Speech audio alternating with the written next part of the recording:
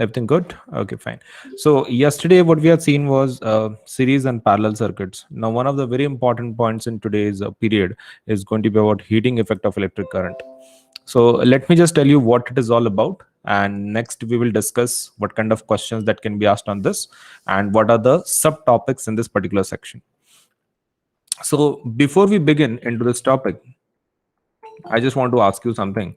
Um, let's say if you are talking about any material, and as you know every material has atom, can we say anything, let's say any material has atoms, and because of that any material can provide resistance. ठीक है? If there is a material, if there is any matter, and obviously every matter is going to have it some kind of own resistance, because every matter is made up of atom itself, and atoms provide resistance. Okay, clarify this first. Agreed with this?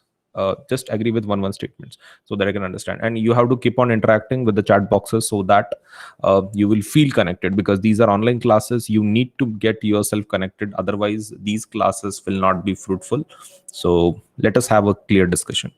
Every matter has atom, and every atom has, let's say, going to provide resistance.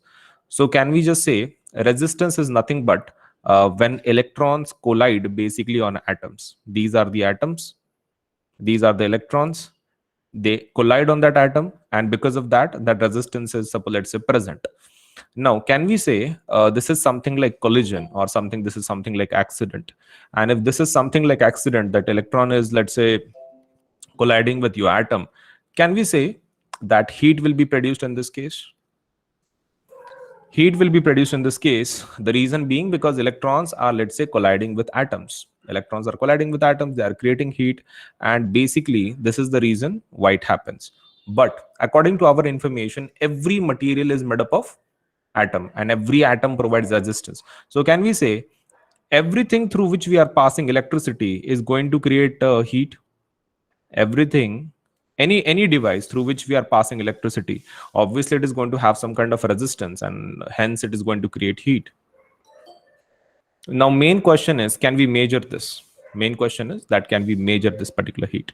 So yes, we can. Have you observed, suppose, let's say, while your mobile is getting used up, or your mobile is getting charged, it gets heated up, or maybe you are watch your TV for some time, let's say maybe 1 hour, 2 hour, and if you keep your hand on the TV, sometimes if you are, let's say, while watching the TV, it should not be done, but if you have, your TV must have felt hot. Let's say it must have radiated heat, you must have felt it is very hot. And even mobile also, while you are being using it, while you are playing games on the mobile, during even that time mobile gets heated up.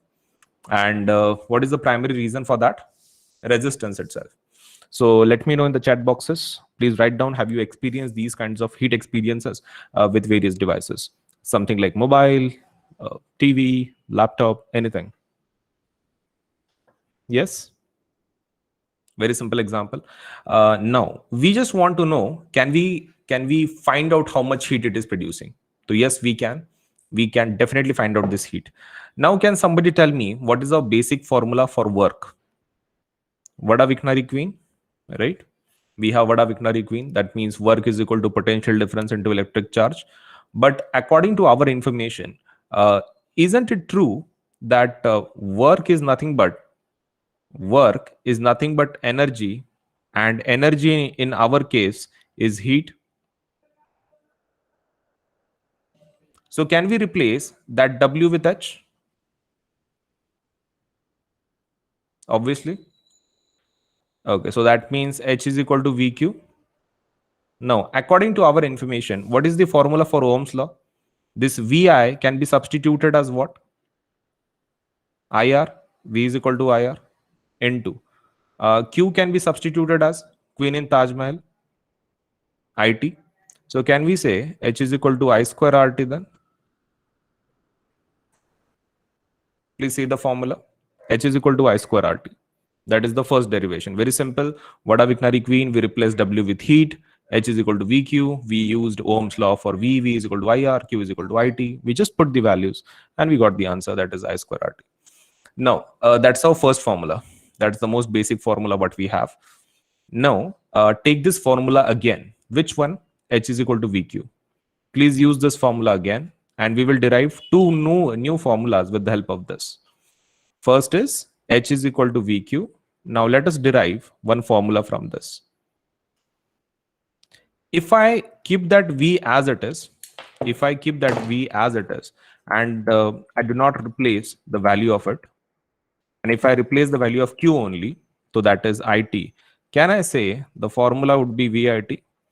I didn't replace the value of V, I kept it as it is. The value only I replaced was Q. So I got second formula, that is VIT. Second one, right? Now, can we also change? Suppose, let's say, can we have one more formula? This is our second one, VIT. We want to know whether we can create another formula from this. Can I replace the value of I here? If according to Ohm's law, can I replace the value of I here? What will be I? V by R, okay, into T. So can we just say the third formula would be V square T by R?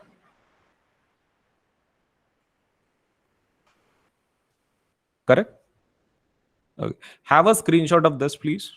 Take a screenshot of this, because these are derivations. First thing, they are asked in the exam. Second thing, they have not been given properly in our textbook. So in NCRT, these kinds of things are not been given clearly, but our experience, my experience tells this kind of derivation is asked frequently in the exam. So it should be there with you. So just take a screenshot from your mobile, or later on also from when I will be sending the recording. Even during that time, you can pause the video and you can take the screenshot. It's up to you how you want to do it. But for now, just have a screenshot of this. In short, can I just say we have three formulas for heat. One is I square RT, second is VIT, and third is V square T by R. Main question is which one will let's say which one to use, let's say, but let me tell you or remind you about your class 9th. You had three formulas in laws of motion, like first motion lesson, and those three equations were V is equal to U plus AT, S is equal to UT plus half AT square, and V square minus U square is equal to 2S, right? These were the formulas which you had. Now you tell me, if you had three formulas last time, there was one more point, and that was how you used to decide that which formula to use. Can somebody tell me in the chat section how you used to decide which formula to use from these three? Because it seems there are more formulas. Which one to use? Any idea? In the chat boxes, you can write down.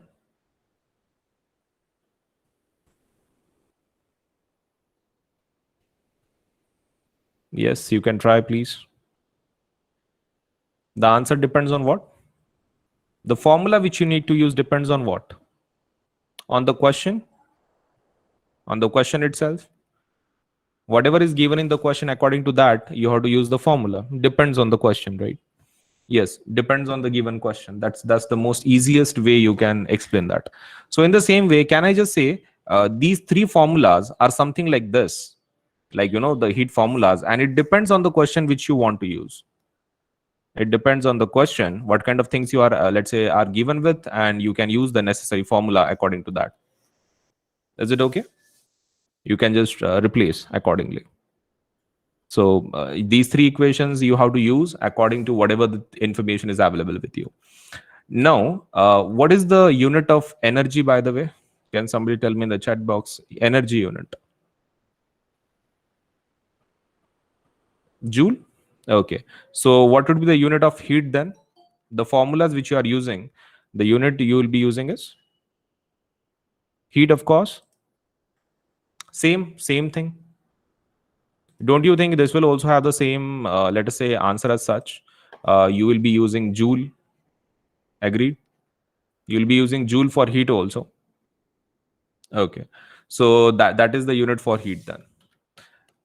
Now, another point which you need to remember is about, suppose this one.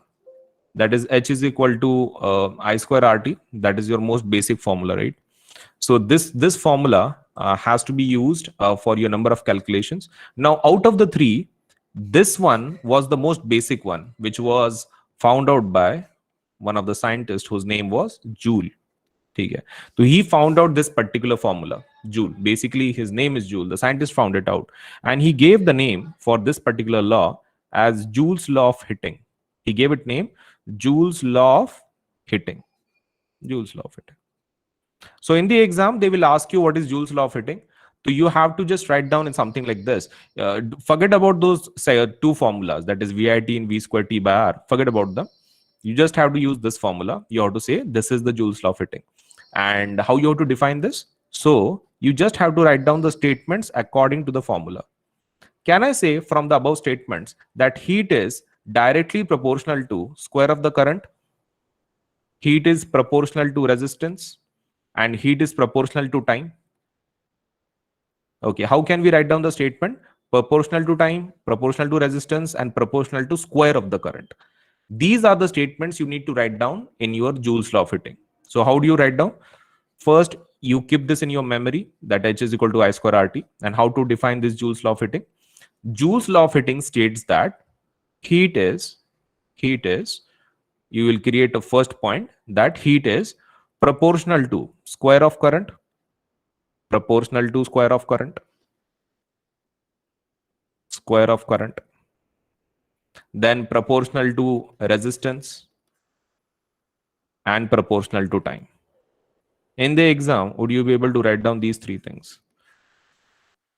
Nothing. You just have to use the let's say formula, and you have to write down the statements: proportional to square of current, proportional to resistance, proportional to time. That's it. And do not forget to use the word square in that current. Nothing, just basic statements. Proportionment was let's say basically direct current. So that is what you need to write down in your exam. That's it. So this is one of the things which will be asked in the exam, and you have to write those. Now let us talk about the power formula. Does anybody remember a formula for power from 9th standard? How you used to define it? Can we say we used to define something like this, that rate of doing work? Rate of doing work was what was exactly called as power, rate of doing work. Now, what do you mean by rate? Rate means divided by time, right? And work is nothing but we can write it at the top. So the formula for power is then work by time. Okay, okay, we will write it down. Power is equal to work by time according to our definition of 9th standard. But for us, for in this case, can we replace W with heat? Because work is equal to energy. Energy is equal to heat. Okay, so can we replace W with H then? So can we have a new formula for 10th standard now? That is P is equal to H by T. Okay. Now with this information, can we derive the formula for power? Formula for H is I square RT, then VIT, and V square T by R, which we just derived. I just want to ask, if I want to write down the formula for power, what is the formula? H by T, then again H by T, and again H by T. Why I have written 3 times? Because I have 3 formulas. Can I replace the values of them in this particular equation? P is equal to, first is I square RT divided by T, then second is VIT divided by T, and third is V square T by R divided by T. What do you think can be cancelled from each of these equations? What is common? I will highlight it for you. You just have to identify what it is. What is something common which we have? It's time, so you can just cancel it out.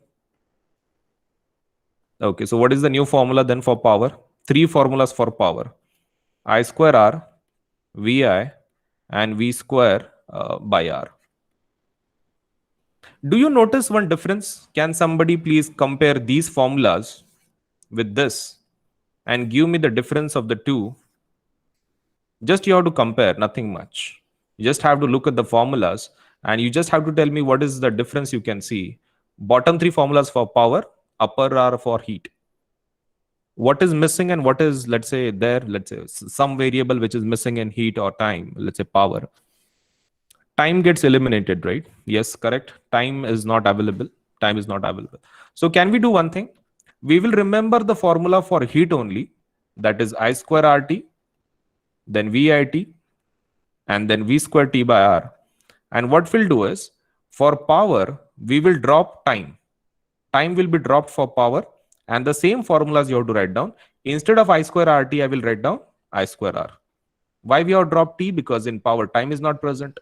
Then VI, and then V square by R. Now let me know, have you understood the trick that you need to memorize the formulas for heat, power formulas, just you need to write it down by cancelling T. Is it okay? Write it down in the chat box whether you understood how to convert your heat formulas to power formulas. All you need to do is remove your time. That's it. Agreed? Yes, no, be fast, be interactive. Unless and until you get responsive, I will not be able to, let's say, make you understand the topics. Okay, fine. Chaliye, thank you. Thank you. So these are the things right now, at least available with heat and power. Now let us go into the more details about these. Uh, okay. Now, one more point which we want to take, suppose, let's say from this, that electric iron consumes energy at the rate of 840 watt when heating is at the maximum rate of 360 watt, when the heating is at the minimum. Okay, so main question is, they are saying 840 watt is being utilized when it is at the maximum rate. That means you are using the electric iron at higher setting. Do you know that electric iron has one circular button, some kind of knob at the center? You must be having electric iron at your home. You must have seen there is a knob which is used for different settings, right? According to the cloth. Yes. So that kind of knob, you can use it for, suppose, let us say, changing according to the material you are going to press. Something like whether it is your cotton material, whether it is wool material. And they are saying the maximum power that your electric iron is going to use is 840 watt. How much they are saying? 840 watt. And for the minimum, they are saying it is 360 watt. Voltage was given 220 in both the cases. Okay, so let us create two cases then. Case 1, which is of maximum, and case 2, which is of minimum. So the power in this case is 840 watt. Power in the minimum case is 360 watt. Voltage in this case is 220 volts. Voltage in this case is also same, that is 220 volts. They are asking to find out the current and the resistance. They want to find out current, resistance in each case. Can somebody tell me which formula to use? Suppose we have three formulas, right? I square R, then we have VI, then we have V square by R. Which formula would you prefer? If we have P and V, can we go with this? Suppose second formula. You will be able to calculate I. You will be able to calculate I from this. And then by using Ohm's law, you can calculate resistance also. Okay? So can we use VI then formula? You can find out I from this, that is P by V. That means 840 by 220. And then you can use Ohm's law. V is equal to IR. Let me know if it is possible. In the chat section, please write down whether are you understanding which formula to use. Okay. For the second case also, it is the same pattern. For the second case also, it's the same logic that you use VI, you find out your current, that is P by V, and then you can use Ohm's law to calculate the rest of the things, that is R is equal to V by I. So it's a simplest case. So that means all you need to remember is the formulas. The rest of the calculations you can do. That is just a child's play. Now use your logic and please let me know how to find out values for this case. 100 joule. 100 joule means what? They must have given heat to us. 100 joule. Each second. Each second means what? Time is 1 second. Okay, so T is equal to 1 second. Resistance is 4 ohm. R is equal to 4 ohm. And find the potential difference. So they are asking you to find out V. Can you tell me, out of these three formulas for heat, which one would you prefer? See, calculation is simple, but requirement is whether you are able to identify which formula to use. Can you guess out which formula can be used? First, second, or third?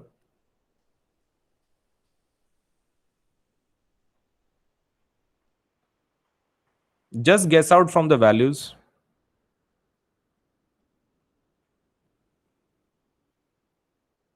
Okay, correct. The third one. The third one. The reason is because you have H, T, R, and V. So that means you have H. Do you have I? So this formula cannot be used because I is not available.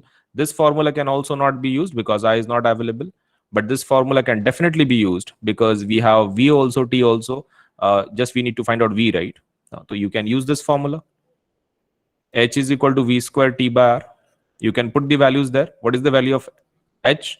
That is 100. What is the value of V? That is V square. T is nothing but 1 and R is nothing but 4. Can we say V square is equal to 400? So what is the value of V then? Whose square is 400? What is the, let's say, which number has the square as 400? 20. Okay, so the 20 will be your answer then.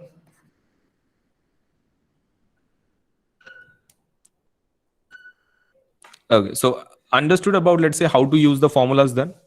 You just have to see which variables have been given, match it with the formula, and you can use one of the formulas from the three. Fine. Okay. Sure. So I will just give you a brief introduction. All you have to do is you have to put the values, find out what has been given first, write down those information there, and then find out which formula to use. Right. So you have three formulas, that is I square RT, then VIT, and the third one is V square T by R. I would urge that all students who have, let's say, turned their mics on, those will not be allowed to sit in the class from next time. Whose mic is on? Parth Samale, kindly switch off your microphone. Okay, thank you. Samale, please take care that you do not disturb by keeping your mics on. Okay. So H is equal to I square RT, VIT, and V square T by R. So from this, we just have to identify which formula to use. So why did we cancel first and second? Write down in the chat boxes. Why we have removed first and second? Why we didn't use them? Reason? Because I is not present. I is not present. So that's why we have taken third. But can we find out I from this? Can we find out I from this? Ohm's law. V is equal to IR. Then I is equal to V by R. Then can we use then at that time these two formulas? You can go that way, but I think that would be a long route. It will take a lot of time to calculate I first and then put it in the formulas. It is going to be a long route. So instead of that, you just use V square T by R, no? You will get the same answer. Formulas are same, everything is same. You just use the third one. Why to go for finding out I first? Okay, so in the book also you can see they have first found out I and then they have found out V. Don't you think this is a long process? This is really a long route to find out answer. It is time consuming. Instead, go with the third one, no? It will reduce your time. Done? Chaliye. Now, with that information, we'll be going with the next point about the devices, practical applications. Now, can you tell me any of the devices at your home which produces heat? Matlab, like there is a device at your home which you use, let's say you provide electricity to that device, and that device produces heat for you. Any device at your home. Yes, heater is one of the most basic examples, the bathroom heater, which we call geyser, by the way. Yeah, for room heaters, you can say. What about toasters? What about toasters? Same thing. Same thing. Okay. Ovens as well. Ovens. Yes, iron as well. So we have lots of devices which, let's say, work on this principle. Now, can you do one thing? Can you underline those things in your book? They have given examples like applications of heating effect of electric current. So they have said iron, then toaster, electric oven. You come to the point number 12.7.1 in your textbook. 12.7.1 in your textbook, and the first paragraph. You just have to underline the last but one line statement. These are the examples. In the exam, they might ask you one marker question, give two examples on, let's say, of heating effect of electric current applications. So these are the ones: electric kettle, electric heater, electric oven, electric toaster, electric iron, all those examples. Okay. Have you underlined? Please let me know in the chat box. Be fast. That have you underlined those? Because that line is missed many a times, and it's a very common question that is asked in the exam. Okay. And you don't even need to memorize this. You know your house. You can easily give two examples from your house regarding any of the heating effects, right? You don't even need to memorize this. Chalo. Now, out of the given devices, there are two devices which we have in our syllabus. One is electric bulb. We have two devices in our syllabus in detail. So in the exam, they will ask you either electric bulb or they will ask you electric fuse. Out of these two, one will be asked to you. Chalo. So let us try to understand what this electric bulb consists of, what it has, and the details. Now, let me understand this first. If this is the electric bulb, the outer shell, can we say it is made up of glass? Obviously, it is made up of glass, right? The inner, let's say the inner environment of this glass is filled with gas. There are gases present. I will explain why those gases are present, but first, let us deal with this. The gases are argon or nitrogen or a combination of it. Argon or nitrogen. The thing which will, let's say, glows in this case is this one. I will highlight it with the red color. This is called as filament. This is the one which glows. The thing that glows in the bulb is filament. Okay, and what is the name of it? Which element do we use generally for this? We use tungsten. We use tungsten for this, and that's one of the filaments which glows basically. This is the part which glows. And what are these? The antennas, these ones. See, the second and the third one, those are only for support. The first and the second one, they are electricity, your electrodes. Basically, they are carrying your electricity, positive and negative. Okay, they are carrying electricity, the green ones. Okay. Now, main question about, let's say, this filament. What kind of material it should have, how it works. So this bulb is working something like this. That you have a material, something like your tungsten. You pass electricity through this. You pass electricity through this. Can we say if we pass electricity through a material, it is going to get heated up due to resistance? It will get heat up. And you have to pass so much of electricity that it should get heated up to such an extent that it should glow. It's a common thing, no? If something gets too much heated, lot of heat is present in an object, it glows basically, something like our sun, like too much of heat, too much of glow. So this is the logic which we are using.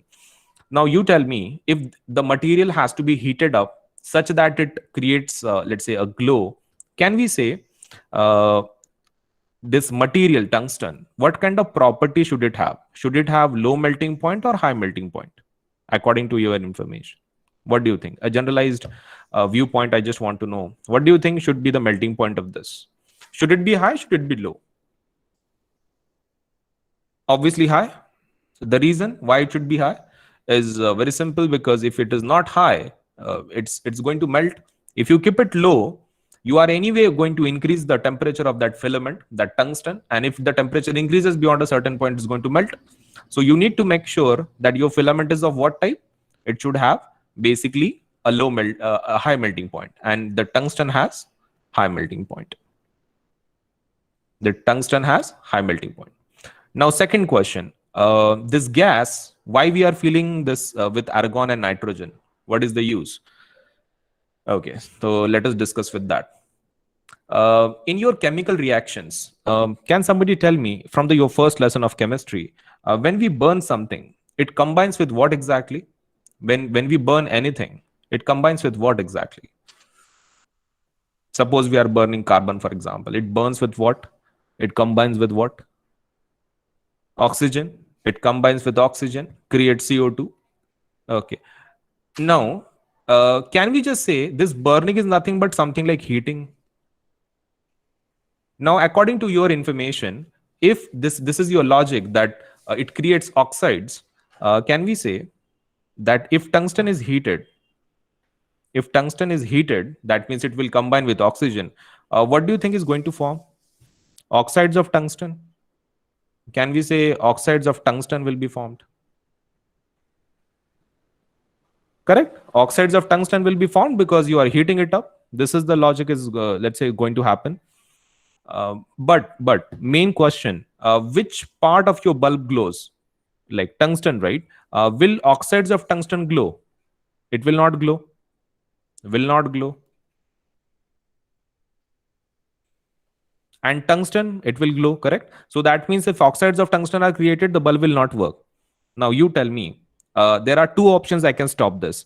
Either I can stop the heating of the tungsten so that it won't combine with oxygen, or either I can stop the oxygen supply. Which option would you prefer? Should I stop heating up the tungsten or should I stop oxygen supply? Simple logic for you.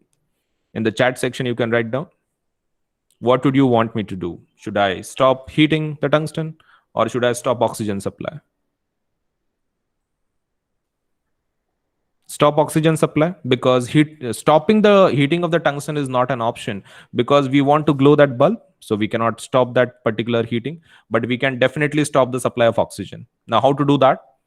You do one thing. While creation of this bulb, all the air is taken out, all the air from that bulb is taken out, and what you do is you fill it with argon or nitrogen. What is the speciality of this? Argon is a noble gas. Argon is a noble gas, and nitrogen is also one of the chemically unreactive gas. So that means both of these gases are unreactive. These are unreactive. So that means they are not going to react with whom? Your filament. Your tungsten will be protected. Your tungsten will be protected forever, and your argon and nitrogen, they will not harm your tungsten. Your bulb will glow, no problem. Oxygen will never come into the contact of tungsten. Okay. So in the chat section, can you please tell me how we have solved the problem of oxygen? Oxidation, yeah, for a combination of that heating, how we have stopped it? What is the solution? How to stop that oxidation of tungsten? Solution? You have to fill with which gases? What kind of gases do you require? I'm not asking which gases. I'm asking what kind of gases. In the chat section, you can write down inert gases, right? Inert or noble gases. Inert gases will also do, noble gases will also do. Something like, for example, which are chemically inreactive, very non-reactive, and or maybe something like noble gases. Okay, fine. So that's the reason. That's the reason. So in the exam, can you do one thing? Can you underline these things? Melting points of this, melting points of your tungsten, because that is asked in the exam, that is given in the book. One marker question is asked. What is the melting point of tungsten? You don't need to memorize the extra information. Whatever is given in your book, only that will be asked to you. So your board papers, they will compulsorily ask you questions only from NCERT. You don't have to go for higher books. You don't have to go for other publications. There are various publications, as you know, in the market. Forget about them. Only the NCERT things will be asked to you. That's it. Okay. Now, there is one point of thermal isolation. Can we talk about this? Thermal isolation. Can you tell me in any simple logic why this is made up of glass? Suppose, let's say, is there any special reason? What do you think is going to happen if it was of metal? If it was of metal, what was going to happen? That's your answer, basically. If it was of metal, what would have happened?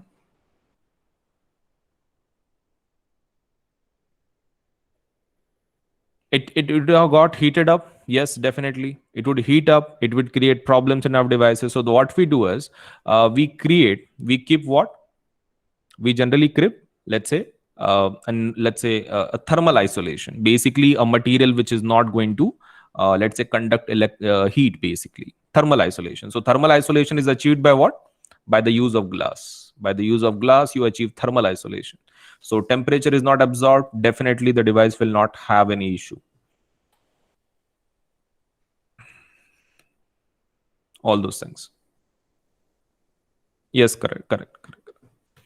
Now let us talk about, let's say this is just this electric bulb. Now another point we want to talk about is fuse. Let us talk about fuse. Does anybody know what function is provided by electric fuse at your home? Electric fuse. Must have heard, no? Fuse has gone blown up, or maybe the fuse is not working, electricity is not available because fuse is not available, and all those things. What it helps you with? So basically, it helps us with what? Suppose if there is any fluctuation with electricity, if there is any fluctuation with electricity, your fuse is going to, let's say, help you for security of your devices, right? Many a times it happens that the light fluctuates, either the voltage is more or maybe the voltage is less, whatever. Sometimes many things happen. So when your voltage increases suddenly, so what happens is your devices, they may get damaged. So for the protection, you have fuse. Now, I have a fuse, for example. Can I just say the working of the principle of the fuse is something like this? Your fuse should be made up of a wire, and it should have, let's say, what we are going to do is, this is our fuse, and we are going to connect it in the circuit. When the voltage increases, can we say, when the voltage increases, the current increases, and as the current increases, heat will also increase? So we can find out if the voltage has increased. Suppose let's say suddenly the voltage has increased in our home. We can find it easily by knowing that heat is increased. Can we do one thing? If the heat is going to increase, we can keep a wire there which is going to melt. We can keep a wire there which is going to melt if heat is more. We can keep a wire there which can melt under high voltage. Now you tell me, if that is the logic, the fuse should be made up of what exactly then? Low melting point or high melting point? If our objective is to melt it, our objective is to melt it, and we just want to know what kind of melting point it should have. Our main objective that it should melt once the voltage increases. It should not remain as it is. It should melt technically. It should have low melting point. Obviously, it should have low melting point, because if it has high melting point, it is not going to melt and it is not going to protect your devices. Now, another question for you. Another question for you. Suppose this is my circuit. This is my bulb. And I have connected my fuse here. This is my fuse.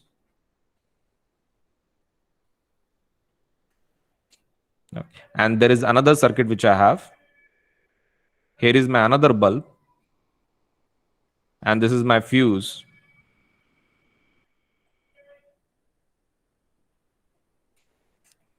So in the first circuit, I have connected my fuse in series. In the second circuit, I have connected in parallel. Now you tell me, if it is the parallel case, if your voltage increases, correct? Your fuse will melt, this will melt. But can we say the current will still pass through your bulb? Your current will still pass through your bulb even though your fuse has melted, because technically it was connected in parallel circuit. The current was not able to go through this fuse, but it was able to go through that bulb. Our bulb got damaged because of that. Our bulb got damaged because the voltage was really high. Our fuse didn't protect us because it was in parallel circuit. Now, then is series preferable then? If the voltage increases, for example, your voltage is increasing, current is increasing, our fuse will melt. Will the current pass through our bulb? Current will not pass because our fuse has got melted. So that means technically there is nothing in between. The current will not pass through the bulb and the bulb will be protected. Bulb protected. Okay. So can you, let's say, tell me then fuse should be connected in series or parallel then? Fuse in our circuit, should it be connected in parallel? Should it be connected in series at our home? A simple answer. If you observed both the circuits, series is preferable. Series is preferable because in parallel it can do nothing. By the way, does it melt in parallel? Main question, does it melt in parallel? Yes, yes it does, but it doesn't, let's say, provide any function as such. And what kind of melting point this fuse wire should have? High melting point, low melting point? Low melting point. Okay, low melting point. That's it. Low melting point. Now, this is the particular thing about your, let's say, the circuits as such. Fine. Now, another point which we want to discuss in short is that Do you know that, or whether you are buying some biscuits or something like that from, let's say, your how can I put it, any of the shops, for example, you are buying biscuits or maybe chocolates, there is quantity written on it, right? For example, like 100 gram, yeah, for 200 gram of quantity in that. Now, how to identify which fuse to be used? As this kind of parameter is given on your biscuit, so you either buy 100-gram biscuits or maybe 200-gram biscuits, and you know what you are buying. But for fuse, we should also know what kind of thing is available in the market, right? And that is called as fuse rating. What it is called as? Fuse rating. So fuse rating is one of the quantities which is used to identify, let's say, what kind of fuse you need. So if you go to a market and you ask for fuse, they will say, I have two fuse. One is of 5 ampere and one is of 2 ampere, suppose. So what does this mean? That this particular fuse will melt after the current is, let's say, greater than 5 ampere. This fuse will melt after it has crossed 5 ampere. And this fuse will melt after it has crossed 2 ampere. So depending on your home circuit, what you require, you can use any of the fuses. Now that is called as fuse rating. This is fuse rating. Now a simple question for you. If the fuse rating of a fuse is 8 amperes, if the fuse rating, if you got, let's say you have gone to a shop and the shopkeeper said that I have a fuse which has 8 amperes of fuse rating, what is the meaning of that? This fuse will melt after what exactly? This fuse will melt after what? After the current has crossed 8 amperes. After the current has crossed 8 amperes, as it has crossed 8 amperes, it will melt. Okay, that's it. That's it. So these are the points regarding our lesson. So if there is any doubt, please do ask regarding the points which have been mentioned.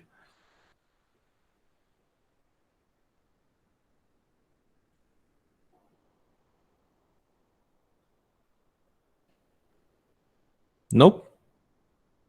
Is there any point which you want to ask, doubts?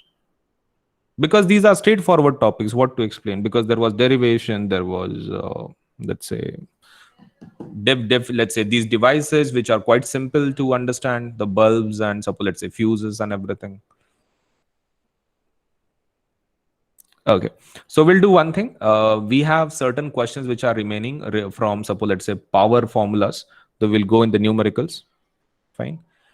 So let me just share that screen and we will start with the power formulas. For example, we have already seen, but the numericals based on that particular formula, those are still remaining.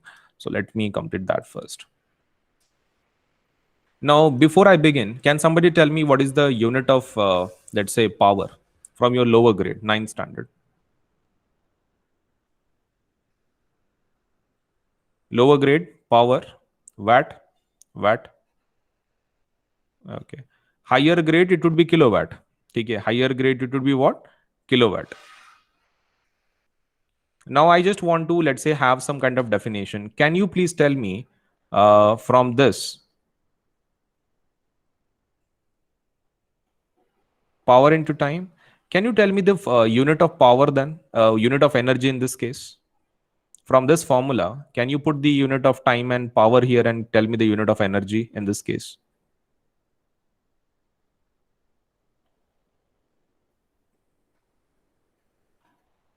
Can we say it is watt second? Please let me know in the chat box whether you agree that energy might have the unit as watt second. As it is, suppose, let us say, power unit is watt, time unit is second. According to the formula, it is watt second. Agreed? Be responsive, be fast. Unless and until you coordinate and let me know your ideas which are going on, there is no point in talking about it. Okay, so we have energy as watt second. Can we increase the unit? Can we increase the value? In place of watt, I will put kilowatt. In place of watt, I will put kilowatt. And in place of seconds, I will put hours. In place of seconds, I have put hours. Can I say this is also another unit of energy? Another unit of energy is kilowatt hour.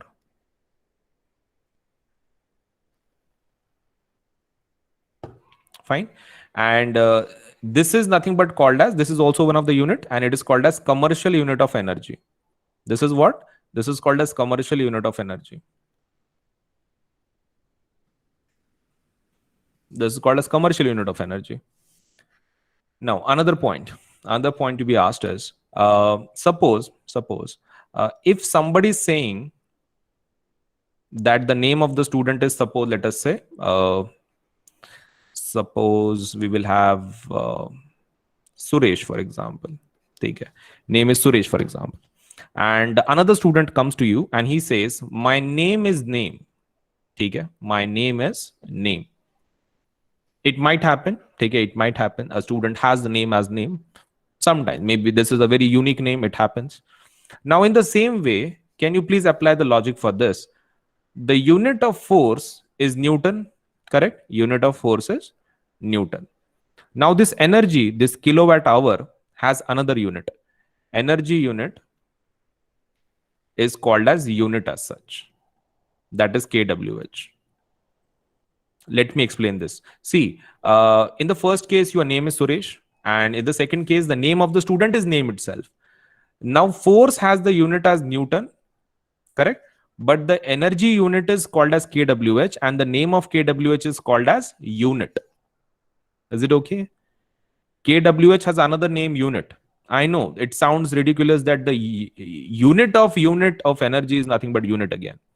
But that kWh has a name. That kWh is called as either commercial unit of energy, or you can call it just unit.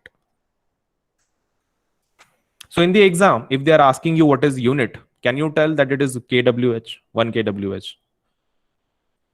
Let me know in the chat boxes whether you can be able to, let's say, explain in the statement as such that unit of energy is unit, then commercial unit of energy. Chaliye. So now with that point, let us have some, let's say, one of the numerical on this. Electric bulb is connected to 220 volts. So voltage is 220 volts. The current is 0.50 ampere. Current is how much? 0.5. Can you find out the power they are asking? Okay. Which formula to go for? I square R, VI, V square T, V square by R.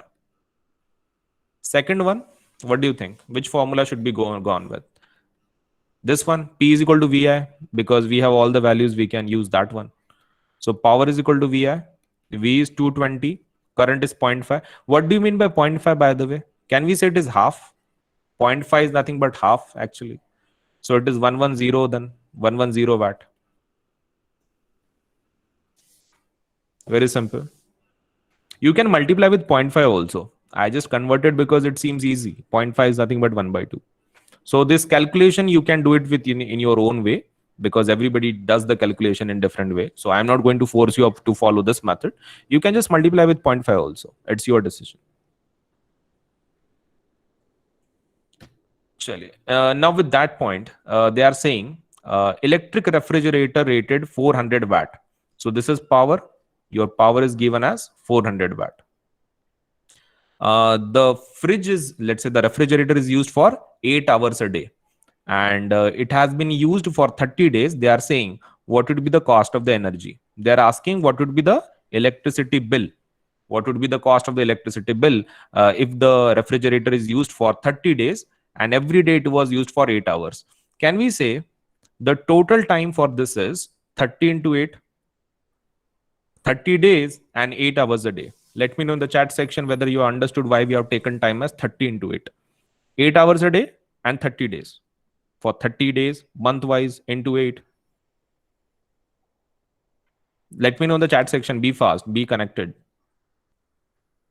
Okay. So 30 into 8. So that is the first point. Correct. Power has been given. Time has been given. Now they are saying the rate is also given. Rate. Can you please tell me, they are saying 3 rupees per kWh. Per kWh. kWh is the unit of what exactly?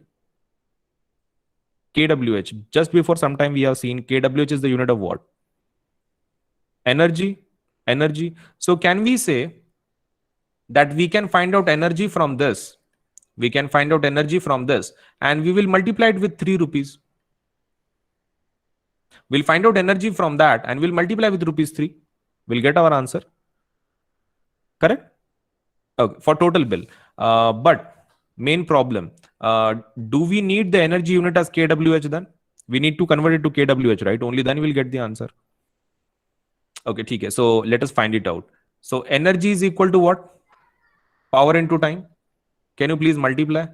Power is how much? 400 watt into time is how much? 30 day into 8 is what? 8 is hour per day. Okay. Can you tell me what can we cancel from this? Can we cancel day and day? Yes, those are basically units, so we can cancel them out. Okay, so the answer is 400 into 8 into 30 into this particular unit. What is the unit? Remaining unit is watt hour. Watt and hour. Can you see here? It is watt hour.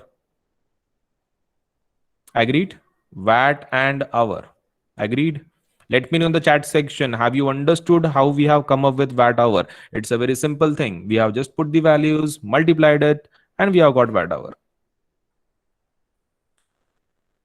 No. Can we multiply this? 400 into 30 into 8. That would be how much exactly? 800, 8 2s are 16, 8 3s are 24. So 240 watt hour. Okay. Then 0, 0 and 0, 3 zeros. 4 4s are 16, 1 carry. 4 2s are 8 plus 1 9. 96,000 watt hour. Can you tell me what is the problem? We have got the answer as watt hour. In which unit do we need it? In which unit do we need it? We have got answer in watt hour. Which unit do we need? Kilowatt hour. Okay, so how to convert? Can we just divide it by 1000? We will convert it into kilowatt hour. Divide 96,000 by 1000 and you will convert it into kWh. That's it. So zero zeros are cut. So what is remaining? 96 kilowatt. 96 kilowatt hour. Now you can find the total bill. Find out your total bill. Energy in this case is 96, which we found out, and into 3 rupees. So the total bill will be 3 6 are 18, 1 carry, 3 9 are 27 plus 1, 288 rupees. Okay. So can we just say that if any of the bill questions comes in the exam, all we need to find out is kWh, and then we can multiply it with the rate. We can find the total bill. Total bill of the house can be found out by kWh units into the rate. That's it. That is the thing which you need. Okay. Now another question. Suppose we just want to know whether we can convert 1 kWh into joules, because kWh is the unit of suppose let us say energy. Joule is also the unit of energy. Can we have conversion between them? Because you also know the conversions, like 1 kg is equal to 1000 grams. So you should be able to tell the let's say the conversions of 1 kWh into joules as such. Can I separate these? If I want to separate this, I can write down 1 kilowatt into 1 hour. If I want to separate, what I can do is I can write down 1 kilowatt into 1 hour. Can I write down 1 kilowatt hour as 1000 watt? Right? And 1 hour. How many seconds are there, by the way, in hour? Your general knowledge, GK.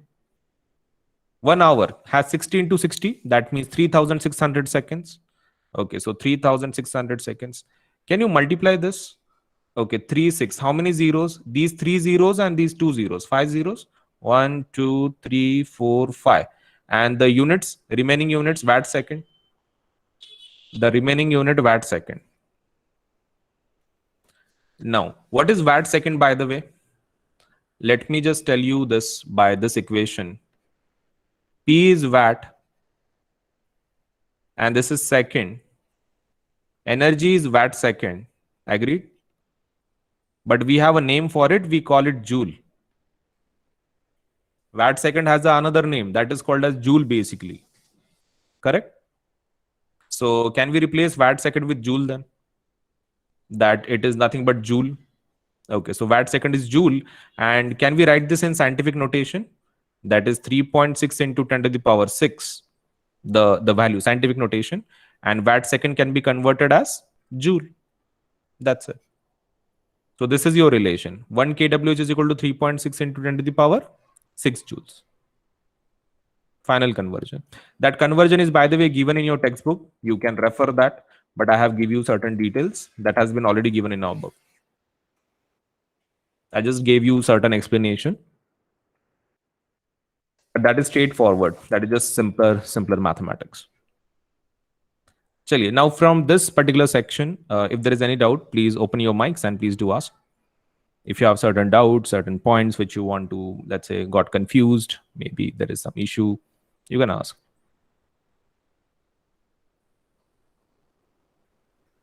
You have to turn on your mics first for that. If there is any doubt, please do ask. And if there is no doubt, also please write it. Let's say write it down as well. अगर नहीं है तो वो भी बताओ, because it is just wasting my time, your time, that I'm asking again and again. Is there any doubt? Is there any doubt? And if there is no doubt, then there is no point in asking about it.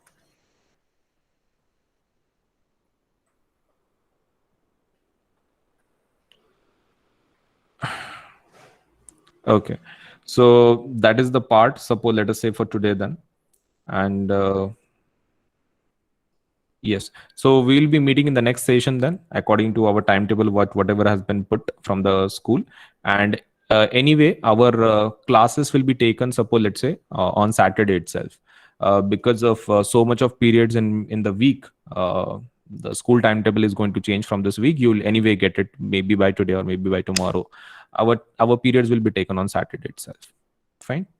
Because we have only one period, let's say, in the whole week, and because of that, many a times it happens that, suppose, let's say, that is the only thing which has been given to us, only one period from our head office. So we have to make most out of it. So keep your doubts ready, read the lesson, and in the next session, whatever are the doubts for the whole lesson, prepare from the exam point of view. So whatever the issues you have, I will dedicate one period doubt solving session. The complete whole period, the next period will be about that. So if there is anything which you want to ask from the whole lesson, you revise it in this 1 week. You have till Saturday, and you can ask your doubts. Fine. And you can use our notes, for example, whatever the notes I have created for electricity, you can use those. That is available on my website, so you can use that. That won't be a problem. You can start reciting. Chaliye then, thank you so much for today, and we'll meet in the next session. Bye bye.